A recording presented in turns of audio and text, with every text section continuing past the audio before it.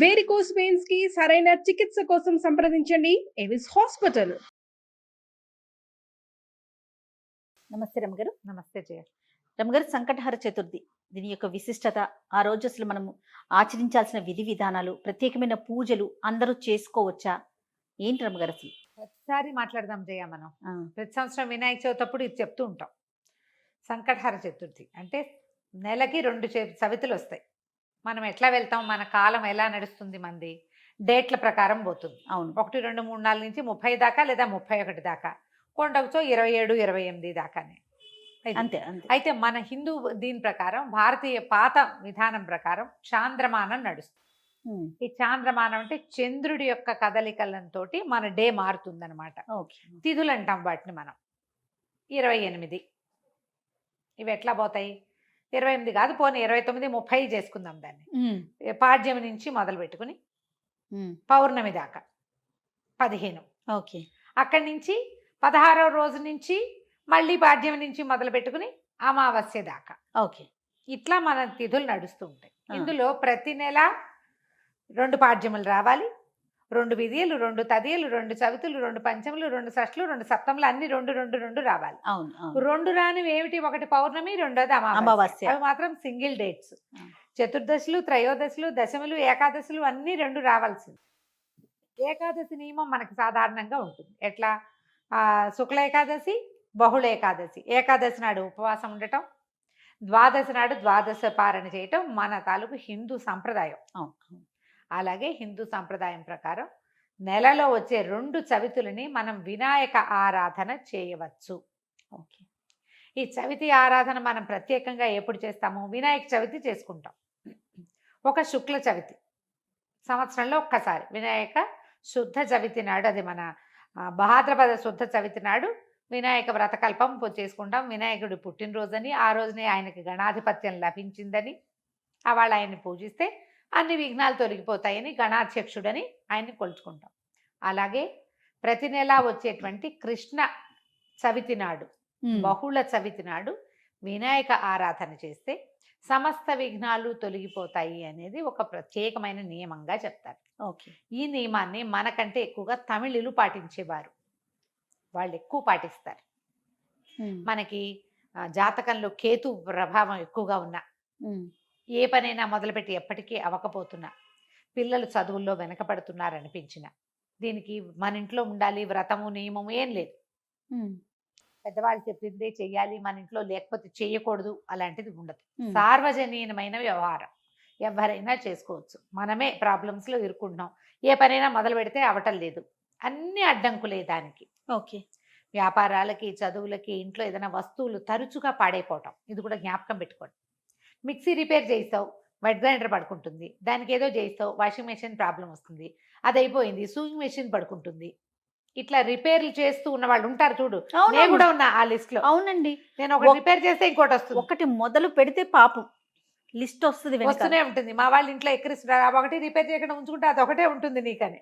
అట్లా ఒకటి వస్తుంది. ఏమీ లేవనుకో, మెళ్ళ పెట్టుకుంటే నల్ల పసలు కొలిసేనే టిక్కని విరుగుతుంది, ఆ పస విరిగిపోతుంది. నిజంగా నిజం రమ్మ గారు. చెవిదుద్దులు సీలలు విరిగిపోతాయి. కొంతమంది జాతకాలు ఉంటాయి చూడండి, ఒక వరుసగా వస్తాయి, ఆగితే మళ్ళీ ఆగిపోతాయి. 2 సార్లు 2 బంగారపు వస్తువులు అయినాయి. ఓ వారం ఏమో ఒక 15 రోజుల్లో ఒక మొదటి ఫోర్ట్నైట్ లో చెవిదుద్దు సీల బిళ్ళ విరిగి చేతిలోకి వచ్చింది, పొల్లేమో ఆ గొట్టంలో ఉండిపోయింది. ఇదేమిట్రా ఇలా అయింది, దీన్ని చేయించాలి అనుకుంటున్నా. సరిగ్గా 15 days తిరగగానే చిన్న గొలుసు ఒకటి పెట్టుకుంటాను నేను, హుక్ దగ్గర విరిగింది. దాన్ని రిపేర్ చేయించా, చెవిది ఈ గొలుసు విరిగింది. గొలుసు ఇంకా రిపేర్ చేయించలేదు, ఉంచారు. మళ్ళీ ఇంకోటి వస్తుందని. నెక్లెస్లు అవి లింకులు ఊడిపోతే ఏం చేస్తాను, అలా అనిపిస్తుంది నాకు. ఇలాంటి వాళ్ళు వీళ్ళందరూ సంకటహర చతుర్థి చేసుకోవచ్చు. సంకటహర చతుర్థి చేసుకుంటే బిజినెస్లో ఇబ్బందులు, చదువుల్లో ఇబ్బందులు, చిన్న చిన్న ప్రమాదాలు, ఇళ్లలో ఏ పని అనుకున్నా అవకపోటాలు, వీటన్నిటికీ సమాధానంగా ఉంటుంది. జాతకాల్లో అయితే మాత్రం కేతువు తాలూకు ప్రభావం ఉన్నప్పుడు, కేతువుతోటి ఇబ్బందులు పడుతున్నప్పుడు, గ్రహస్థితుల్లో కేతు ఉన్నప్పుడు కూడా మనం ఇది చేయమని చెప్తారు. ఏదైనా ఇంటి ప్రయత్నం చేస్తున్నప్పుడు ఆగిపోతుంది, అప్పుడు కొన్ని వారాలు మొక్కుకుని మనం కొన్ని నెలల పాటు చవితులు చేసుకోవచ్చు. ఈ చవితి చేసుకోవడానికి పెద్ద విశేషమైన చేత ఏమీ లేదు. సింపుల్ వినాయక పూజ. ఓకే. దీనికల్లా పగలు ఉపవాసం, చుక్కలు కనపడ్డాక భోజనం.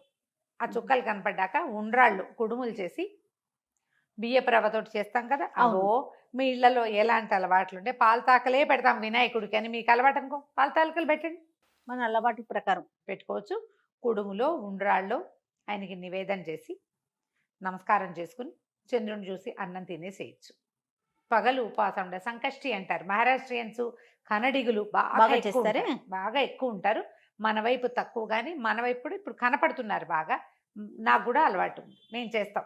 అంటే కమ్యూనిటీ వైజ్ గా చేస్తారా రమ్మగారు? అలా ఏం ఉండదమ్మా, అలా ఎవరైనా ఇది ఓ పెద్ద పూజ హడావిడి ఏం లేదు కదా. అది ఏకాదశిలానే, ఏకాదశిలాగానే, కాకపోతే మనం వినాయకుడికి కొలుస్తాం. ఇది సంకటహార చతుర్థి. మనకి కష్టాలు ఇబ్బందులు ఉన్నప్పుడు రుణ విమోచన గణపతి స్తోత్రం అని ఒక ప్రత్యేక స్తోత్రం ఉంది.